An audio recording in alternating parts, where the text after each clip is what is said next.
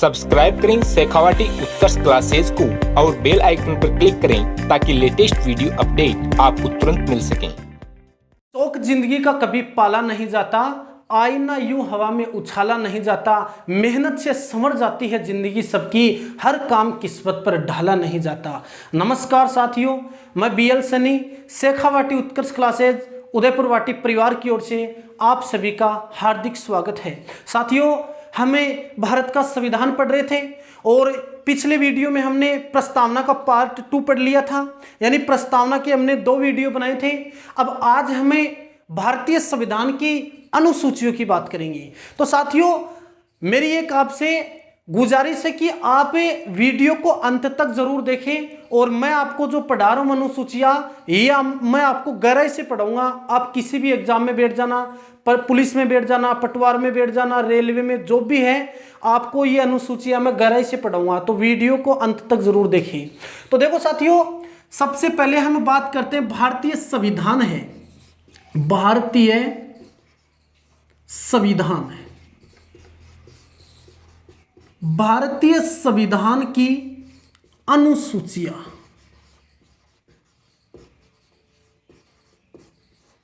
तो भारतीय संविधान की अनुसूचियों की बात करते हैं। पहला किस्म तो यहां से यह बनेगा, जब भारत का संविधान है, जब भारत का संविधान 26 जनवरी 1950 ईस्वी में लागू हुआ था, उस समय 8 अनुसूचियां थी। साथियों, कितनी अनुसूचियां थी? 8 अनुसूचियां थी। परंतु मैं वर्तमान की बात करता हूं, यानी वर्तमान में कुल कितनी अनुसूची है? 12 अनुसूचियां। तो पहला किस्म तो क्या बना कि मूल संविधान में कुल अनुसूचियां कितनी थी? 8 अनुसूचियां थी और वर्तमान में कितनी अनुसूचियां है? 12 अनुसूची। अब इन 12 अनुसूचियों की हमें एक एक अनुसूची को हम गहराई से पढ़ते हैं। देखो साथियों, अब सबसे पहले हम बात करते हैं अनुसूची 1। सबसे पहले बात किसकी करेंगे? अनुसूची पहली, यानी प्रथम अनुसूची की बात करते हैं। तो अनुसूची 1 में क्या लिखा हुआ है? अनुसूची 1 में लिखा हुआ है कि भारत के राज्यों व केंद्र शासित प्रदेश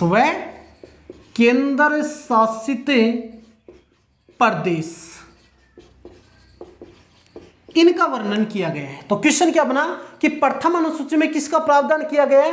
भारत के राज्यों व उनके केंद्र शासित प्रदेशों का वर्णन पहली अनुसूची में किया गया है। अब मैं साथियों आपको एक छोटी सी बात बताऊंगा, जब भारत आजाद हुआ था उस समय भारत में कुल कितने राज्य थे? तो उस समय भारत में कुल कितने राज्य थे? 14 राज्य थे। कितने राज्य थे साथियों? 14 राज्य थे। दूसरी बात, 1 जून 2014 ईस्वी में आंध्र प्रदेश से तेलंगाना अलग राज्य बना। उस समय कुल राज्यों की संख्या 29 हो गई थी। परंतु आप सभी को मालूम है कि सन 2019 ईस्वी में, यानी 5 अगस्त 2019 ईस्वी में जम्मू कश्मीर पुनर्गठन विधेयक पारित हुआ राज्यसभा में। फिर 6 अगस्त 2019 ईस्वी में यह लोकसभा में पारित हुआ और इस प्रकार से जम्मू कश्मीर को राज्य की श्रेणी से हटा दिया गया और जम्मू कश्मीर और लद्दाख नामक 2 केंद्र शासित प्रदेश बन गए थे। तो 2019 ईस्वी में कुल राज्यों की संख्या कितनी हो गई? 28 हो गई। तो वर्तमान में राज्यों की संख्या कितनी है? 28 है। और प्रारंभ में कितने थे? आजादी के समय कितने थे? 14 राज्य थे। दूसरा क्वेश्चन यहां से यह बनता है कि वर्तमान में कुल कितने केंद्र शासित प्रदेश हैं? तो मैं आपको बात बता दूं साथियों कि 2019 ईस्वी से पहले ये केंद्र शासित प्रदेशों की संख्या, केंद्र शासित प्रदेश, इन प्रदेशों की संख्या कितनी थी? 7 थी। यही बात है। फिर आपको मालूम है कि 5 अगस्त की बात करते हैं। 5 अगस्त 2019 ईस्वी में जम्मू कश्मीर पुनर्गठन बिल राज्यसभा में पारित होता है। कहां पर होता है साथियों? राज्यसभा में पारित होता है। और इसके बाद में यह 6 अगस्त 2019 ईस्वी में, 6 अगस्त 2019 ईस्वी में यह लोकसभा में पारित होता है। कहां पर पारित होता है? लोकसभा में पारित होता है। इस प्रकार से जम्मू कश्मीर और लद्दाख को केंद्र शासित प्रदेश बनाया गया और उस समय कुल केंद्र शासित प्रदेशों की संख्या कितनी हो गई? 9 हो गई। परंतु इसी 3 दिसंबर 2019 ईस्वी की बात करता हूं मैं, दमन दीव और दादरा नागर हवेली दोनों को फिर से एक कर दिया गया और इस प्रकार से वर्तमान में केंद्र शासित प्रदेशों की संख्या कितनी है? 8 है। अब आप इस क्वेश्चन को समझना, अगर आपसे क्वेश्चन पूछे कि आजादी के समय कुल कितने राज्य थे? 14 राज्य थे। वर्तमान में कुल कितने राज्य हैं? 28 राज्य हैं। एक क्वेश्चन। दूसरा क्वेश्चन है वर्तमान में केंद्र शासित प्रदेश कितने हैं? तब आपको कितने बताने साथियों? 8 केंद्र शासित प्रदेश बताने हैं। तो यह प्रावधान हमारी कौन सी अनुसूची में किया गया है? हमारी पहली अनुसूची में यह प्रावधान किया गया है। अब बात करते हैं दूसरी अनुसूची की, यानी पहली अनुसूची हमने पढ़ ली है, अब बात करते हैं दूसरी अनुसूची की। तो देखना, हम बात करेंगे दूसरी अनुसूची, अनुसूची 2। तो अनुसूची 2 की बात करते हैं। इसमें क्या लिखा हुआ है? जितने भी पदाधिकारी है, यानी मैं यहां पर बना सकता हूं क्वेश्चन, प्रमुख पदाधिकारी या पदाधिकारियों के वेतन का प्रावधान किया गया है। दूसरी अनुसूची में क्या प्रावधान किया गया? भारत के जितने भी पदाधिकारी हैं उन पदाधिकारियों के वेतन का प्रावधान किया गया है। अब पदाधिकारी कौन कौन है? जैसे मान लो मैं बात करूं राष्ट्रपति, उपराष्ट्रपति, मुख्य न्यायाधीश, अन्य न्यायाधीश, ये जितने भी व्यक्ति हैं भारत के, इन पदाधिकारियों के मैं वेतन की बात करता हूं। ठीक है। अब इन पदाधिकारियों का जो वेतन है, जैसे सांसद है, विधायक है, इन सभी व्यक्तियों को वेतन कौन सी अनुसूची के तहत दिया जाता है? दूसरी अनुसूची के तहत दिया जाता है। अब मैं साथियों इन अनुसूचियों में साथ के साथ एक डायग्राम बनाता हूं और डायग्राम में भारत के जितने भी पदाधिकारी है वर्तमान में उनके वेतन का हम उनकी बात करते हैं। तो यहां पर मैं सबसे पहले बात करता हूं, यहां पर तो मैं पद लिख रहा हूं और यहां पर मैं किसकी बात करता हूं? वेतन की बात करता हूं। तो सबसे पहले मैं बात करता हूं किसकी? राष्ट्रपति की। तो राष्ट्रपति का वर्तमान में वेतन 2019 के बाद में, यानी वेतन कितना है? तो वेतन वर्तमान में कितना है? 5 लाख रुपए है। राष्ट्रपति का वर्तमान में वेतन कितना है? 5 लाख रुपए है। दूसरी बात, दूसरा क्वेश्चन बनता है उपराष्ट्रपति। तो उपराष्ट्रपति का वेतन वर्तमान में कितना है? 4 लाख रुपए। कितने लाख रुपए बताना है? 4 लाख रुपए बताने हैं। तीसरी बात, लोकसभा अध्यक्ष। तो लोकसभा का अध्यक्ष है, वर्तमान में इसका वेतन भी कितना है साथियों? 4 लाख रुपए है। इनका वेतन भी कितना है? 4 लाख रुपए है। फिर इनके बाद में बात करते हैं हमें राज्यपाल, यानी राज्यपाल है, प्रत्येक राज्य के जो राज्यपाल है, इस राज्यपाल का वेतन कितना है वर्तमान में? तो 3.5 लाख, कहने का मतलब 3,50,000 रुपए राज्यपाल का वेतन है। फिर इसके बाद में मैं बात करता हूं सुप्रीम कोर्ट के मुख्य न्यायाधीश, सुप्रीम कोर्ट के मुख्य न्यायाधीश। तो सुप्रीम कोर्ट का जो मुख्य न्यायाधीश है इसको वर्तमान में वेतन कितना दिया जाता है? 2,80,000 रुपए दिया जाता है। और इनके बाद में जितने भी सुप्रीम कोर्ट के अन्य न्यायाधीश है, सुप्रीम कोर्ट के जो अन्य न्यायाधीश है, इनको वर्तमान में वेतन कितना दिया जाता है? 2,50,000 रुपए का वेतन दिया जाता है। पहले आप इस बात को समझना कि पूछेगा वर्तमान में भारत के राष्ट्रपति को कितना रुपए दिया जाता है? 5 लाख रुपए, उपराष्ट्रपति 4 लाख रुपए, लोकसभा का अध्यक्ष 4 लाख रुपए, राज्यपालों को 3.5 लाख रुपए दिया जाता है, सर्वोच्च न्यायालय के मुख्य न्यायाधीश को 2,80,000 रुपए और अन्य न्यायाधीशों को 2,50,000 रुपए दिया जाता है। मैं आपको एक साथियों बात बता दूं, ये जो वेतन है इन्हें मासिक दिया जाता है। अब यहां से क्वेश्चन फंस कर आता है साथियों कि क्वेश्चन बनता है, अगर ऑप्शन आ जाए कि उपराष्ट्रपति को वेतन या उपराष्ट्रपति का मासिक वेतन है, ऑप्शन आ जाए 4 लाख रुपए, 5 लाख रुपए, 3 लाख रुपए, इनमें से कोई नहीं, तो तो आप वहां पर इनमें से कोई नहीं करोगे। क्यों? क्योंकि उपराष्ट्रपति को उपराष्ट्रपति के पद का रुपया नहीं मिलता है, उसे राज्यसभा के पदेन सभापति के तौर पर 4 लाख रुपए दिए जाते हैं। ठीक है साथियों। दूसरी बात है, मैं राज्यपाल की बात करता हूं। 7वां संविधान संशोधन 1956 ईस्वी में यह बात कही गई थी कि एक व्यक्ति 2 या 2 से अधिक राज्यों का भी राज्यपाल बन सकता है और उसको वेतन राष्ट्रपति के सब विवेक पर निर्भर करता है कि राष्ट्रपति चाहे, जैसे मान लो कि एक व्यक्ति 2 राज्यों का राज्यपाल है, तो राष्ट्रपति का कर्तव्य है या राष्ट्रपति का अधिकार है कि वो किस राज्य से कितना पैसा दिलाएगा, परंतु उसे वेतन वो 3.5 लाख रुपए ही मिलेंगे। ऐसा नहीं होगा कि वो 2 राज्यों का राज्यपाल है तो उसे 7 लाख रुपए मिलेंगे, ऐसा कभी भी नहीं होगा। उसके वही 3.5 लाख रुपए रहेंगे। हाँ, इन 3.5 लाख रुपए में उन दोनों राज्यों में राष्ट्रपति के विवेक पर निर्भर करता है वो किस राज्य से कितना पैसा दिलाता है। ठीक है, हमने सुप्रीम कोर्ट के अन्य न्यायाधीशों के वेतन की बात कर ली है। अब इनके बाद में और जो व्यक्ति हैं, अन्य व्यक्ति हैं, उनके वेतन की भी हम बात करते हैं कि किसको क्या वेतन दिया जाता है। तो देखो, महान्यायवादी है, महान्यायवादी, तो महान्यायवादी को वर्तमान में कितना रुपया दिया जाता है? तो महान्यायवादी को 2,50,000 रुपए वर्तमान में दिया जाता है। फिर आपको मालूम है CAG नियंत्रक महालेखा परीक्षक, इसको भी वर्तमान में कितना रुपया दिया जाता है? 2,50,000 रुपए मासिक दिया जाता है। फिर आपको मालूम है कि मुख्य निर्वाचन आयुक्त है, भारत का मुख्य निर्वाचन आयुक्त है, यानी भारत का जो मुख्य निर्वाचन आयुक्त है उससे भी वर्तमान में कितना रुपया दिया जाता है? 2,50,000 रुपए दिया जाता है। फिर इसके बाद में हम बात करते हैं कि संघ लोक सेवा आयोग UPSC, संघ लोक सेवा आयोग के अध्यक्ष, इनको भी वर्तमान में कितना रुपया दिया जाता है? 2,50,000 रुपए भी इनको मासिक दिया जाता है। फिर इसके बाद में बात करते हैं राष्ट्रीय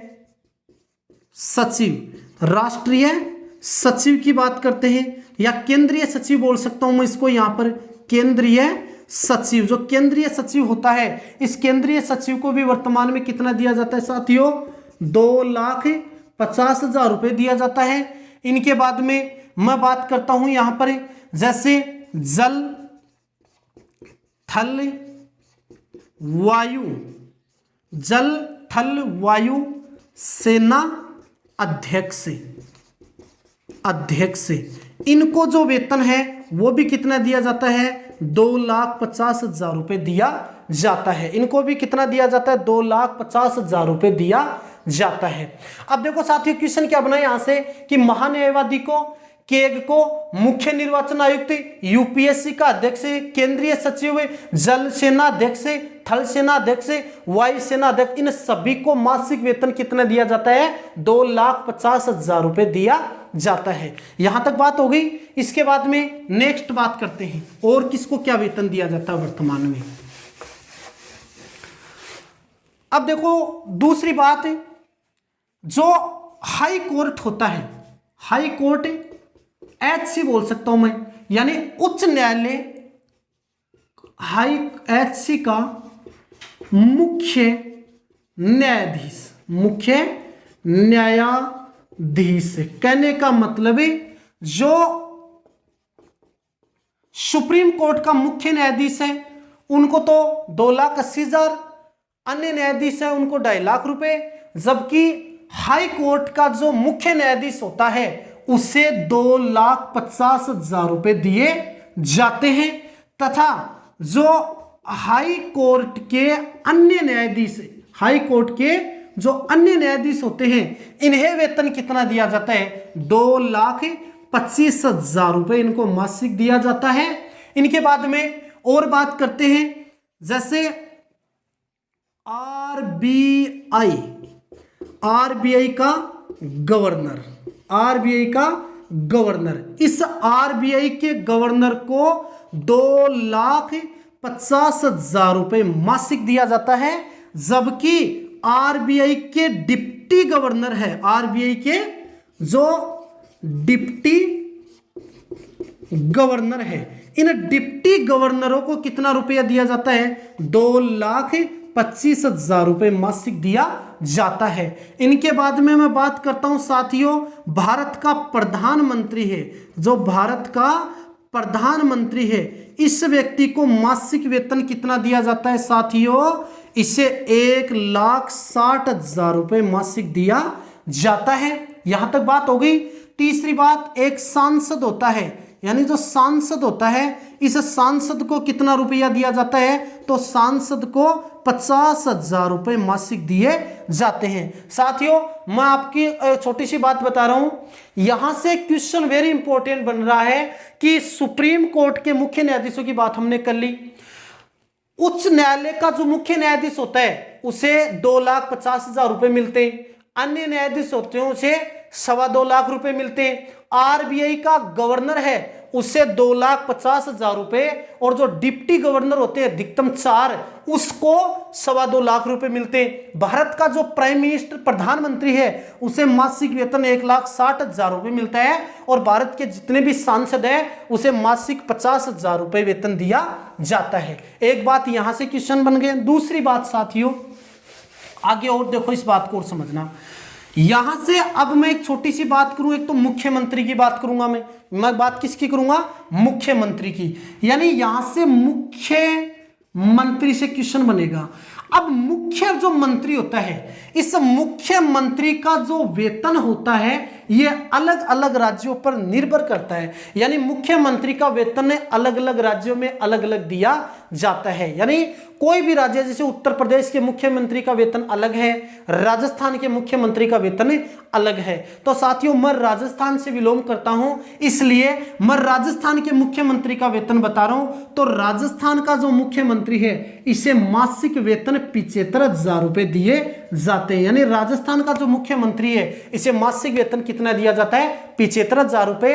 और राजस्थान विधानसभा अध्यक्ष है, राजस्थान विधानसभा अध्यक्ष है, इस व्यक्ति को 17,000 रुपए मासिक दिया जाता है। साथियों, मैं राजस्थान का हूं इसलिए मैंने बात बताई। आप कौन से राज्य से बिलोंग करते हो तो आप अपने अपने मुख्यमंत्रियों का जो वेतन है वो आप कमेंट बॉक्स में जरूर लिखें। साथियों, तो हमने इस प्रकार से दूसरी अनुसूची पढ़ ली है। साथियों, हमने कौन सी अनुसूची पढ़ ली? तो दूसरी अनुसूची में जितने भी पदाधिकारी हैं इनके वेतन का हमने प्रावधान किया। इनको कितना वेतन दिया जाता है यह प्रावधान भी हमने कर लिया है। ठीक है, अब इसके बाद में बात करते हैं अनुसूची 3। अनुसूची 3, इस अनुसूची 3 में क्या लिखा हुआ समझना। जितने भी पदाधिकारी हैं, यानी प्रमुख पदाधिकारी है,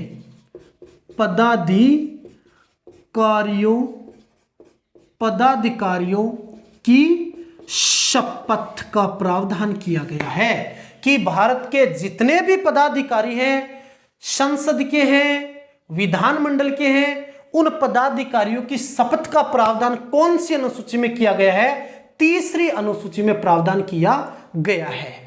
परंतु मेरी बात को ध्यान रखना साथियों, एक तो मैं बात करता हूं राष्ट्रपति की, दूसरी बात करता हूं मैं उपराष्ट्रपति की, एक बात करता हूं मैं राज्यपाल की, और जितने भी केंद्र शासित प्रदेश है उसके प्रशासक व उपराज्यपाल है उनकी बात करता हूं। तो ध्यान देना, राष्ट्रपति को तीसरी अनुसूची के तहत शपथ नहीं दिलाई जाती है। इनका प्रावधान कौन से आर्टिकल, यानी इनका प्रावधान अनुच्छेद 60 में शपथ का किया गया है। यानी अनुच्छेद 60 के तहत राष्ट्रपति को शपथ दिलाई जाती है, उपराष्ट्रपति को अनुच्छेद 69 के तहत शपथ दिलाई जाती है, राज्यपाल को 159 के तहत शपथ दिलाई जाती है, और जितने भी प्रशासक हैं उनको अनुच्छेद 239 के तहत शपथ दिलाई जाती है। तो ये ऐसे व्यक्ति हैं जिनकी शपथ का प्रावधान तीसरी अनुसूची में न होकर के अनुच्छेदों में किया गया है। एक क्वेश्चन। दूसरा क्वेश्चन है कि जो लोकसभा का अध्यक्ष है, एक तो कौन है साथियों? लोकसभा अध्यक्ष है, एक साथियों विधान सभा अध्यक्ष है। तो लोकसभा अध्यक्ष और विधानसभा अध्यक्ष है, ये अध्यक्ष के तौर पर शपथ नहीं लेते, ये पहले ही सदस्य के तौर पर शपथ ग्रहण कर लेते हैं। यानी ये पहले शपथ ग्रहण कर लेता है और ये भी सदस्य के तौर पर पहले शपथ ग्रहण कर लेता है। इस प्रकार से हमने तीसरी अनुसूची की बातें कर ली है। तो हमने 3 अनुसूची पढ़ ली है। अब इसके बाद में हम बात करते हैं अनुसूची 4, साइड वाले में अनुसूची 4 की बात करते हैं। तो अनुसूची 4 में क्या लिखा हुआ है? अनुसूची 4 में साफ साफ लिखा हुआ है कि राज्यसभा में, साथी क्या लिखा हुआ है? राज्यसभा में सीटों का बंटवारा, राज्यसभा में सीटों का बंटवारा। अब ये बंटवारा किसके आधार पर होगा? जनसंख्या के आधार पर होगा। और ये बंटवारा किस किस का होगा? यानी राज्यों की बात आ गई। राज्यसभा में एक तो राज्य है, राज्यों व केंद्र शासित प्रदेश। यानी साफ साफ बात यह है कि चौथी अनुसूची में राज्यसभा में राज्यों व केंद्र शासित प्रदेशों में जनसंख्या के आधार पर सीटों का बंटवारा किया गया है। जिस राज्य में जितनी जनसंख्या होगी उस राज्य से राज्यसभा के सदस्य भी उतने ही जाएंगे। परंतु साथियों, इसका विपरीत मैं एक अमेरिका देश की बात करता हूं। अमेरिका ऐसा देश है जिसकी राज्यसभा को सीनेट कहा जाता है। अमेरिका की राज्यसभा को क्या कहा जाता है? सीनेट कहा जाता है। और वहां के जो सदस्य होते हैं, वहां में देखो, अमेरिका में वर्तमान में 50 राज्य हैं और वहां पर एक प्रावधान किया गया है कि हर राज्य से 2 सदस्य जाएंगे, चाहे उसमें जनसंख्या कम रहे चाहे उसमें जनसंख्या ज्यादा रहे। वहां पर रूल है कि हर राज्य से 2 सदस्य जाएंगे, जबकि भारत में इसका विपरीत है। यहां पर जिस राज्य में जितनी जनसंख्या होगी वहां पर उतनी ही क्या जाएंगी? सीटें रहेंगी। किसकी सीटें रहेंगी? यानी ये सीटें राज्यसभा में रहेगी। अब देखो साथियों, दूसरी बात करते हैं हमें यहां पर। अब यहां से क्वेश्चन बन गया कि राज्यसभा में सीटों का हमने बंटवारा पढ़ लिया है। तो देखो, अब इस बात को समझना कि राज्यसभा में जो सीटों का बंटवारा है ये हमने चौथी अनुसूची में कर तो दिया, परंतु ध्यान देना, मैं छोटा सा आपको एक विवरण बता दूं राज्यसभा का। हालांकि जब राज्यसभा का टॉपिक आएगा तब हम डिटेल से पढ़ेंगे, परंतु जो बेसिक बात है वो मैं आपको बता दूं। जैसे मान लो कि ये राज्यसभा है, ये क्या साथियों? राज्यसभा है। इस राज्यसभा को उच्च सदन भी कहा जाता है, वरिष्ठ सदन भी कहा जाता है, इसे विद्वानों का सदन भी कहा जाता है, द्वितीय सदन भी कहा जाता है। किसको? राज्यसभा को। अब साथियों, राज्यसभा है, इससे पहला क्वेश्चन बनता कि राज्यसभा में अधिकतम सदस्य, तो राज्यसभा में अधिकतम सदस्य कितने हो सकते हैं? 250 का प्रावधान किया गया है, ठीक है। जबकि राज्यसभा है, इसके वर्तमान सदस्य कितने? तो साथियों, वर्तमान में राज्यसभा के सदस्य कितने? 245 सदस्य हैं। अधिकतम कितने हो सकते हैं राज्यसभा में सदस्य? 250। और वर्तमान में इसके कुल सदस्य कितने? 245 सदस्य हैं। इन 245 सदस्यों में ये जो 12 सदस्य हैं, 12 सदस्य इनको मनोनीत करता है। और मनोनीत कौन करता है? भारत का राष्ट्रपति करता है। तो कहने का मतलब है, क्वेश्चन बनेगा कि राष्ट्रपति राज्यसभा में कितने सदस्यों को मनोनीत करता है? 12 सदस्यों को, जिसे कला, साहित्य, विज्ञान, समाज सेवा आदि के क्षेत्र में विशेष ज्ञान हो, ठीक है। इसके बाद में बाकी 233 सदस्य बच गए। ये 233 सदस्य साथियों क्या होते हैं? निर्वाचित होते हैं। 233 सदस्य क्या होते हैं? निर्वाचित होते हैं। और इन 233 सदस्यों में से 4 सदस्य, यानी 4 सदस्य ये तो कहां से? केंद्र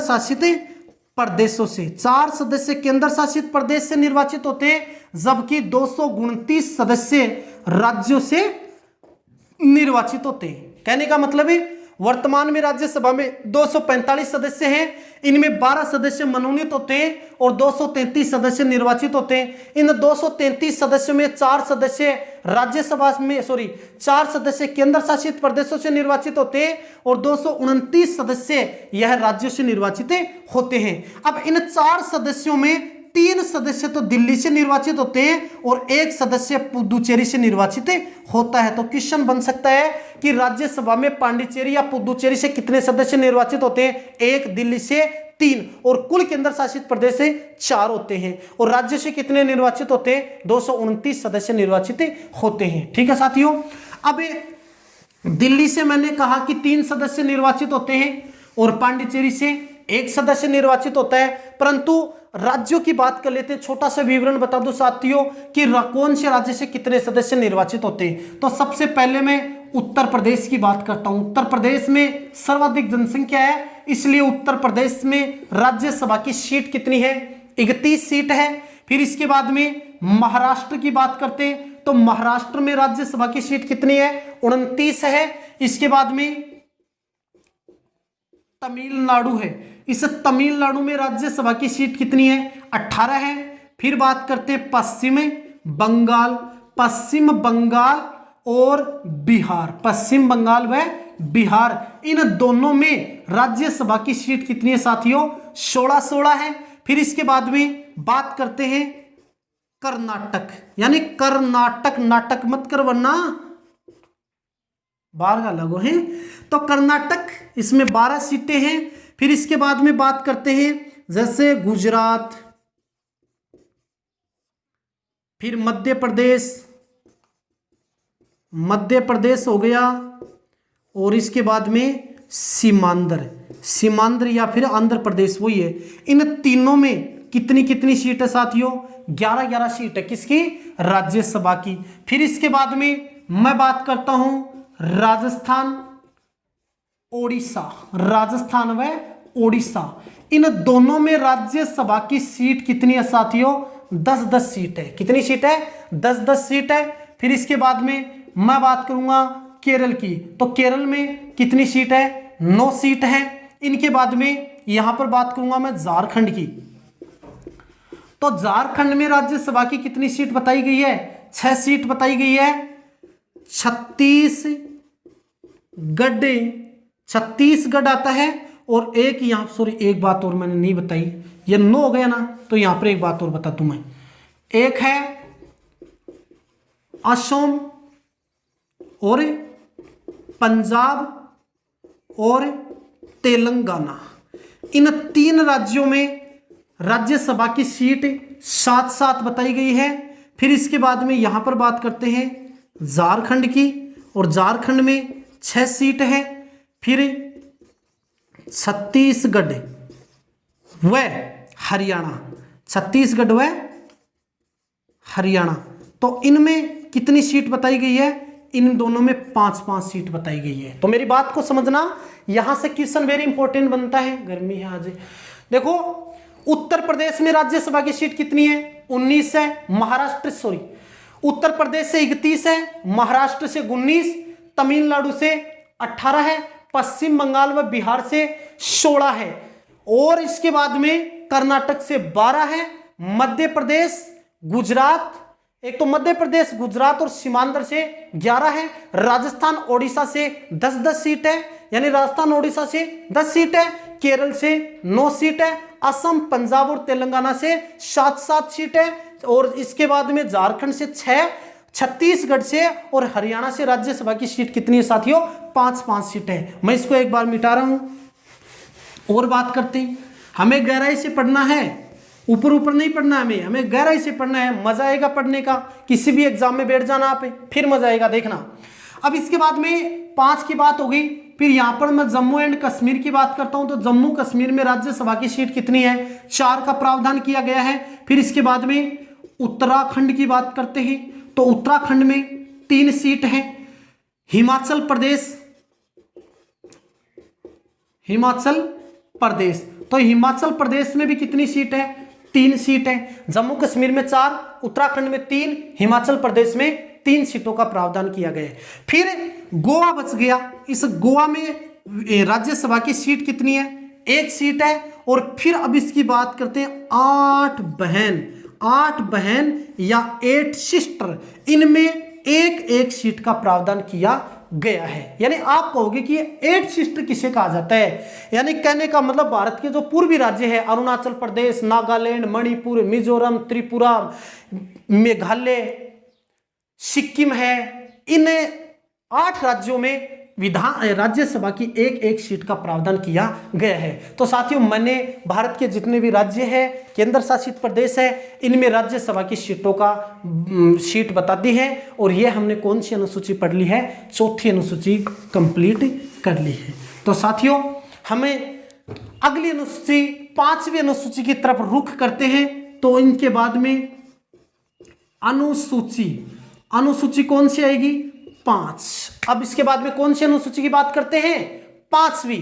तो देखो 5वीं अनुसूची में साफ साफ लिखा हुआ है SC व ST के प्रशासन, SC व ST के प्रशासन व नियंत्रण का प्रावधान किया गया है। याद कैसे रखोगे कि जो 5 आता है वो 5 देखो S के जैसे नहीं दिखाई देता है, तो S कहने का मतलब है 5वीं अनुसूची में अनुसूचित जाति, अनुसूचित जनजाति के प्रशासन व उनके नियंत्रण का प्रावधान है। कौन सी अनुसूची में? 5वीं अनुसूची में।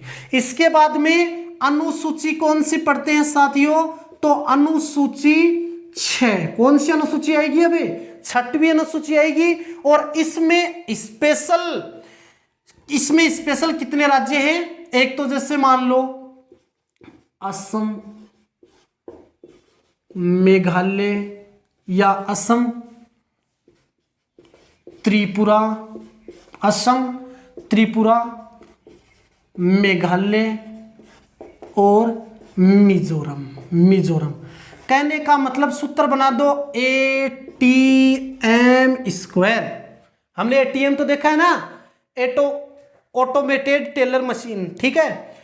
अब देखो ATM है, इससे सूत्र बनेगा ATM²। A का मतलब असम, T का मतलब त्रिपुरा, M का मतलब मेघालय और वापिस स्क्वायर आ रहा तो M का मतलब मिजोरम। तो भारत के जो 4 राज्य हैं, भारत के जो 4 राज्य हैं, इन 4 राज्यों की ST अनुसूचित जनजाति, इनके प्रशासन व नियंत्रण का प्रावधान किया गया है। अच्छा क्वेश्चन बनता है कि वो कौन सी अनुसूची है जिसमें स्पेशल 4 राज्यों की ST के प्रशासन का प्रावधान है? वो 6वीं अनुसूची है। और वो दूसरा क्वेश्चन बनता है कि वो कौन सी अनुसूची है जिसमें SC व ST के प्रशासन का प्रावधान किया गया है? वो कौन सी अनुसूची है? 5वीं अनुसूची है, ठीक है। तो हमने अनुसूची पढ़ ली 6। अब इसके बाद में बात करते हैं 7वीं अनुसूची की तरफ। तो अनुसूची कौन सी आएगी अब? 7वीं। तो देखो 7वीं अनुसूची कौन सी आएगी साथियों? 7वीं। इसमें 7 में क्या आ रहा है? 6। 7 में क्या आ रहा है? 6। तो यहां पर क्या आएगा? शक्तियों। अच्छा क्वेश्चन बन गया, शक्तियों का बंटवारा। किसका बंटवारा साथियों? शक्तियों का बंटवारा। अब आप कहोगे कि 7वीं अनुसूची में शक्तियों का बंटवारा है, यह बंटवारा कैसे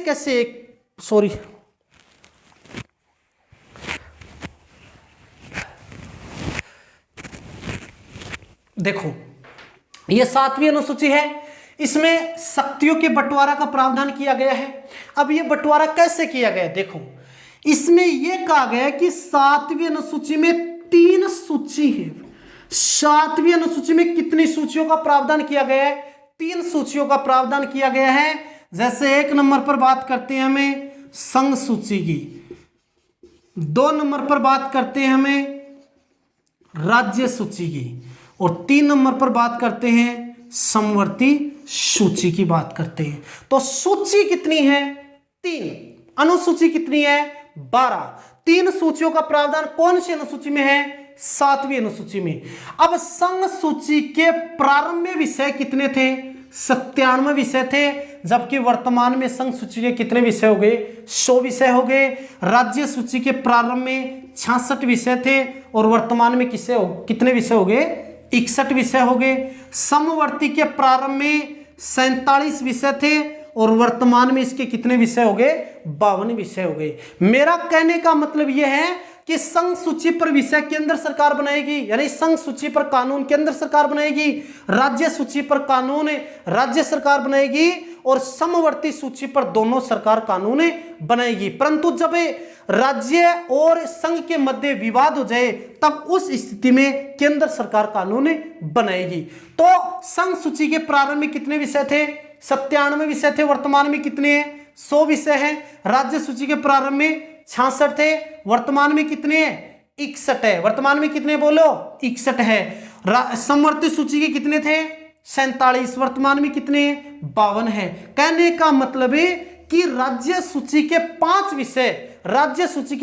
विषय किसे दे दिए गए? समवर्ती सूची को। और इन 5 विषय को 42वें संविधान संशोधन 426 1976 ईस्वी में समवर्ती सूची में मिलाया गया था। ठीक है। दूसरा एक क्वेश्चन और बनता है कि जो अवशिष्ट शक्तियां होती है, क्या जो अवशिष्ट शक्तियां है, ये अवशिष्ट शक्तियां भी किसमें निहित होती है? केंद्र सरकार में निहित होती है। तो यह हमने 7वीं अनुसूची में 3 सूचियों की बात की है। अब हमने आपको भाई मैंने आपको क्या कहा कि हम तो गहराई से पढ़ेंगे, हम ऊपर से नहीं पढ़ेंगे। तो गहराई से पढ़ने का मतलब कि संघ सूची के जो विषय हैं वो भी मुझे बताने पड़ेंगे, भाई बताने पड़ेंगे ना। तो संघ सूची के विषय देखो, सबसे पहले बात करते हैं संघ सूची। तो संघ सूची के विषय कौन कौन से हैं? तो संघ सूची के विषय जैसे मान लो मैं एक तो सुरक्षा की बात करता हूँ या मैं रक्षा की बात करता हूँ। जो रक्षा का विषय वो किसके, यानी रक्षा का विषय संघ सरकार के पास है। जैसे स्टॉक मार्केट है, STOCK, स्टॉक,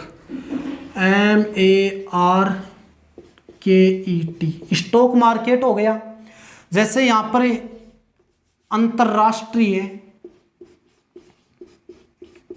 अंतरराष्ट्रीय संधि हो गई, अंतरराष्ट्रीय संधि हो गई। ठीक है। फिर इसके बाद में विदेशी ऋण हो गया, विदेशी ऋण हो गया। ठीक है। जैसे UN हो गया, UNO, संयुक्त राष्ट्र संघ, नागरिकता,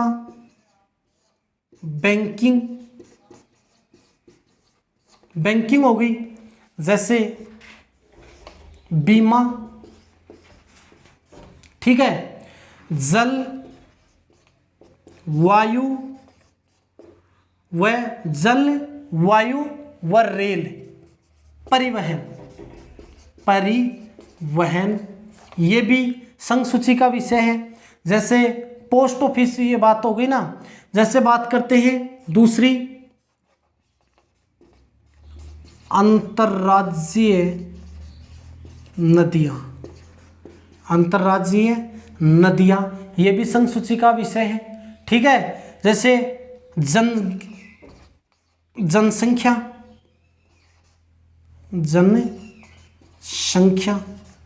ये भी संघ सूची का विषय है। तो ये जितने भी विषय हैं ये किसके हैं? संघ सूची के विषय हैं। जैसे मैं बात करूं, सुरक्षा है, युद्ध है, स्टॉक मार्केट, अंतर्राष्ट्रीय संधि, विदेशी ऋण, UNO, नागरिकता, बैंकिंग, बीमा, जल परिवहन, वायु परिवहन, रेल परिवहन।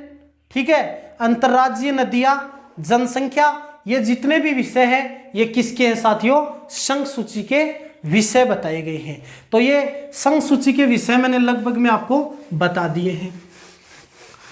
अब राज्य सूची के मुख्य विषय है वो भी मैं आपको बता दूं। जैसे यहां पर बनेगा राज्य सूची के विषय। तो राज्य सूची के कौन कौन से विषय हैं? जैसे साथियों मैं यहां पर बात करता हूं, यहां पर पुलिस है, कृषि है, जेल है, न्याय है, भू राजस्व हो गया। पंचायती राज, पंचायती राज हो गया, स्थानीय शासन हो गया, ठीक है। फिर इसके बाद में चलो देखो, कहने का मतलब है कि राज्य सूची के कौन कौन से विषय, जैसे पुलिस है, कृषि है, न्याय है, जेल है, भू राजस्व है, पंचायती राज है, स्थानीय शासन है, ये जितने भी विषय हैं ये किसके साथियों, राज्य सूची के विषय बताए गए हैं, ठीक है। अब इसके बाद में हम आगे बात करते हैं समवर्ती सूची के मुख्य मुख्य कौन से विषय हैं। तो समवर्ती सूची के विषय की बात करते हैं। पहली बात, समवर्ती सूची हमने ऑस्ट्रेलिया के संविधान से लिए। पूछेगा कि समवर्ती सूची हमने कौन से देश के संविधान से लिए हैं, तो ऑस्ट्रेलिया के संविधान से लिए हैं। समवर्ती सूची के कौन कौन से विषय हैं, जैसे समवर्ती सूची के कौन कौन से विषय हैं, एक तो शिक्षा, शिक्षा आ गई, ठीक है। जैसे वन आ गई, पर्यावरण की बात कर सकता हूं मैं, शिक्षा, वन है, जनसंख्या,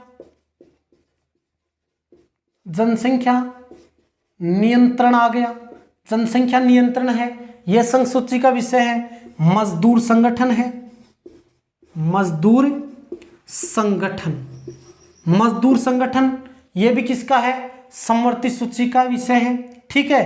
फिर इसके बाद में और जैसे मान लो कि वन्य जीव संरक्षण, वन्य जीव पक्षियों का संरक्षण है, ठीक है। विद्युत है, विद्युत है, ये जितने भी विषय किसके, समवर्ती सूची के विषय है।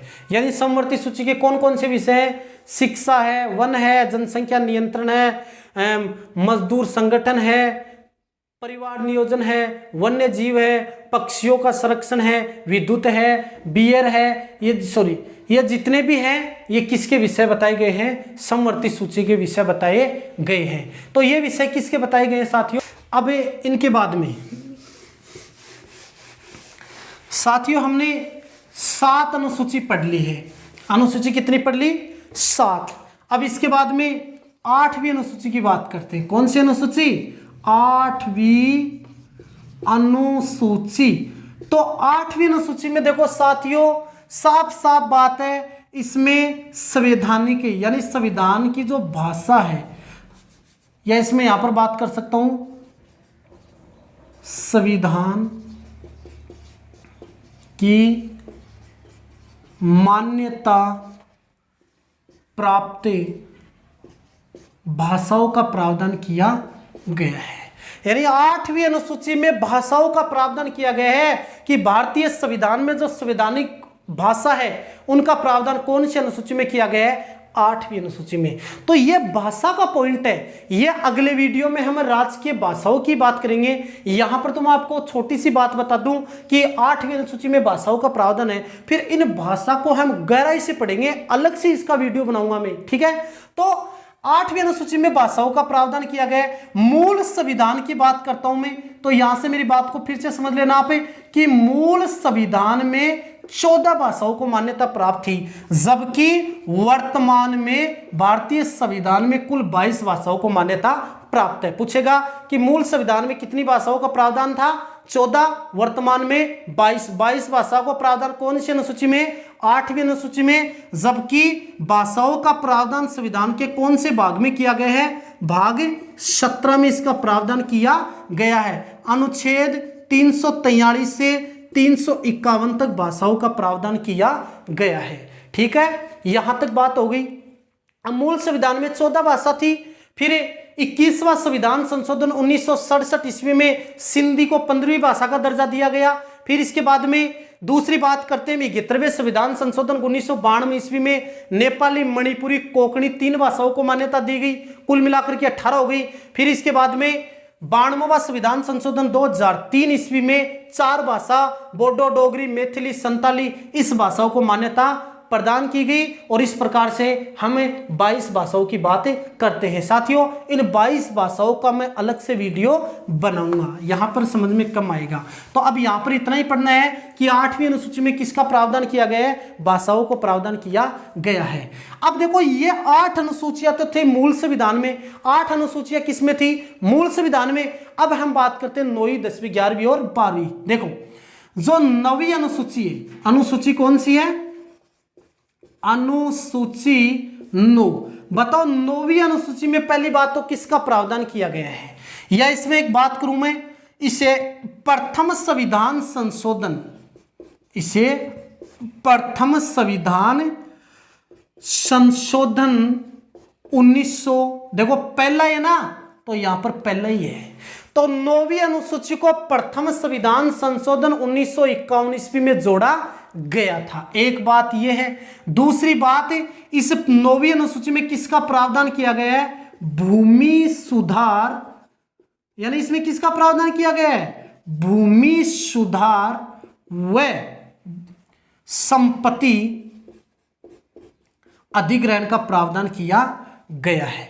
भूमि सुधार अधिग्रहण व संपत्ति का प्रावधान किया गया है, या मैं इसको यह बोल सकता हूं भूमि सुधार व संपत्ति अधिग्रहण का प्रावधान कौन सी अनुसूची में किया गया है, 9वीं अनुसूची में। और इसे कब जोड़ा गया, प्रथम संविधान संशोधन 1951 ईस्वी में। इसमें वर्तमान में कितने विषय हैं, 284 वर्तमान में इसमें विषय है, कौन से में, 9वीं अनुसूची में। ठीक है साथियों, अब अनुसूची 9 हमारी यहां पर क्या हो जाती है, समाप्त। इसके बाद में हम बात करते हैं 10वीं अनुसूची में। तो साथियों कौन सी आएगी, 10वीं अनुसूची।